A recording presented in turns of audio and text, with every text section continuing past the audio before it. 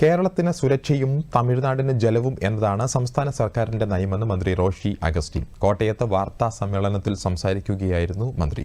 മുല്ലപ്പെരിയാറിൽ സമഗ്ര സുരക്ഷാ പരിശോധന നടത്താൻ തമിഴ്നാടിന് നിർദ്ദേശം നൽകിയ കേന്ദ്ര ജല കമ്മിറ്റിയുടെ തീരുമാനം കേരളത്തിന്റെ ആവശ്യം ന്യായമാണെന്ന് തെളിയിക്കുന്നതാണെന്നും അദ്ദേഹം പറഞ്ഞു.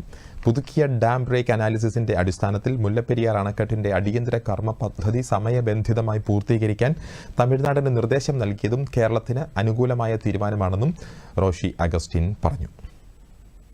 വിശദമായ അണക്കെട്ട് സുരക്ഷാ പരിശോധന ഇക്കാര്യത്തിൽ 12 മാസത്തിനകം ആ സുരക്ഷാ പരിശോധന പൂർത്തീകരിക്കാൻ ആവശ്യമായ തീരുമാനം ഇന്നത്തെ മീറ്റിംഗിൽ എടുക്കുകയുണ്ടായി. കേരളത്തെ സംബന്ധിച്ചിടത്തോളം ഏറെക്കാലമായി വർഷങ്ങളായി നമ്മൾ ആവശ്യപ്പെട്ടിരുന്നൊരു കാര്യമാണ്. സുപ്രീം കോടതി നിയോഗിച്ച എംബോർഡ് കമ്മിറ്റി 2011 ഇതിനു മുമ്പ് ഒരു വിശദ പരിശോധന നടത്തിയത്.